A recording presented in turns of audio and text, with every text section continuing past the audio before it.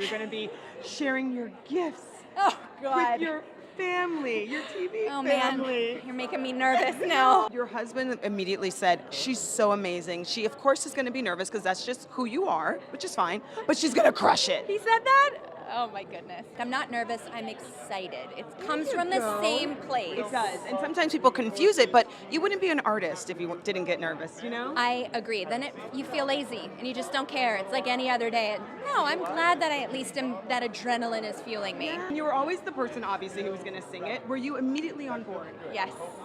I'm immediately on board for anything that Taylor does and Sid does, quite frankly. I'm in awe of both of them.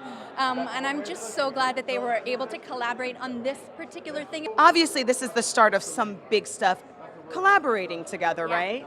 We are. We're making music right now in the studio. It's the best.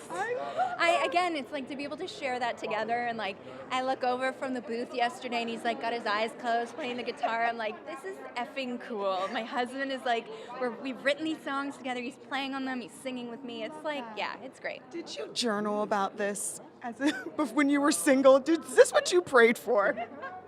I didn't. I should have. Oh. It somehow came to fruition, but yeah, this is like every dream I guess I ever really had. But you are a wild woman.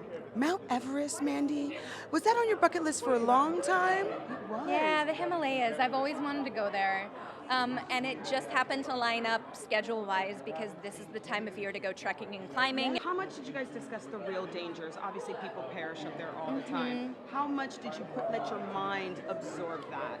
I mean, I think whenever you're in the mountains and you're in the midst of this majestic part of the earth, you understand that, you're surrounded by 8,000 meter peaks. Like, these are 25, 26, 27,000 feet. You can't even comprehend Yeah, you can't that. even comprehend, and it's not just Everest, there's Amenablam and Lhotse, like there's all of these mountains around you, and you understand, like, you have a respect and a reverence for the mountains and the dangers that they present, but also they're majestic. And like you fly at that altitude yes, in New York. exactly. And I knew that us, slowly sort of trekking up to 17,600 feet, which is where base camp was, it didn't present any, harm. Obviously, not in the same way as climbing a mountain and all of the obstacles and hazards that you have on the mountain itself. But we respected this situation and everything that it presented. And there's actually this really beautiful part of when you're trekking into base camp called Tukla Pass, and there are all of these Buddhist sort of monuments to people that have passed in the mountains, not just Everest, but all the mountains. And there are hundreds of them. I have like chills talking about it.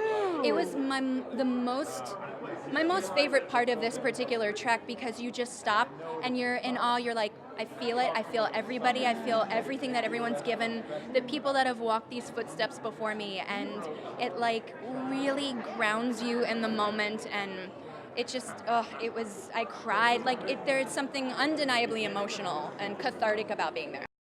Want more extra? Hit the subscribe button and the bell. Never miss a video.